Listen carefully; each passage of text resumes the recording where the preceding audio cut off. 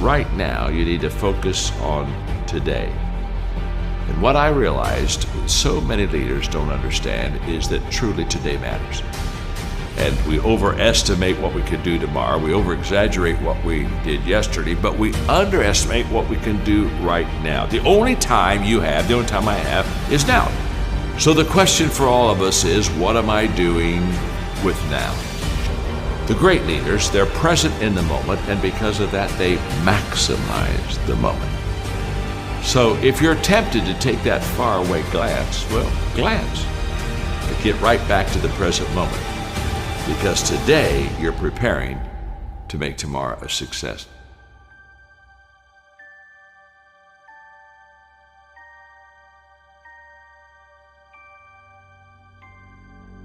Well, we all want to be motivated, and yet so many times we fail to find the secret of motivation, and so let me give it to you quickly.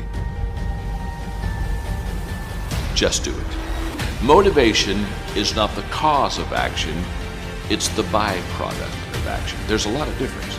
If I think motivation is the cause of my action, then I'm going to wait to be motivated before I do something. But if I realize it's the byproduct of my action, then I'll start doing something. And then guess what? Motivation will come up and zap you, and all of a sudden you feel good and you're glad you're doing it. And you're saying, wow, this is truly wonderful. So let it be the byproduct of your life. Don't let it be the foundation for the actions that you take in your life. Nothing comes to you until you commit yourself. Nothing comes to you if you're just going to try, but you're not committed. Nothing comes to you if you're just thinking about it. It's not until you take the action step. It's not until you take the direction do the things start to flow through you. But I'm saying don't cheat yourself out of the possibility of the potential that's on the other side of commitment.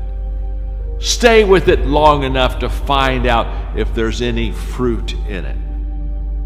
You can do goal setting with a pencil, but you have to do goal getting with your legs. You got to take action. And it's the action that separates us. The greatest gap in this world is the gap between knowing and doing. Knowing is goal setting. Doing, now that's goal achievement. People that are knowledgeable about habits say that it takes 30 days for a habit to become a habit. Now, habits can be good and habits can be bad. And so over a period of time, you can either be developing habits that are going to help you, or you can be developing habits that are going to hurt you. People that grow develop habits that help them. The great value of a good habit is you don't have to think about it. That's why it's a habit.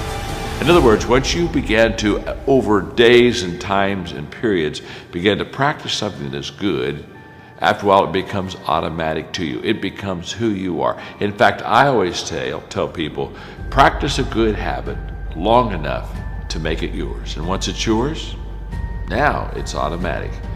Every day, you'll do what you should do. Often I have the expression that everything worthwhile is uphill. That's a fact. You've never heard someone talk about accidental achievements.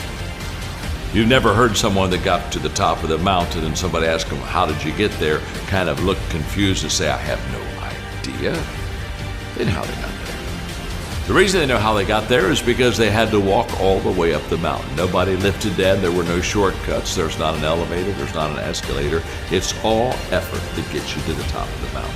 What I want you to understand is that inspiration does a lot better when it's coupled with perspiration. There are a whole lot of people, they want to be inspired in great things, but they don't want to do the hard work to achieve those great things. It's not either or, it's both and. I would teach you how to think correctly. The largest gap between successful and unsuccessful people in life is the thinking gap. I'm not talking about being smart. I'm not talking about an IQ. I'm talking about how you think, how I think. Successful people think differently than unsuccessful people. Wise thinking leads to right living. Stupid thinking leads to wrong living. If you want to have a fulfilled life, you have to fill your mind correctly.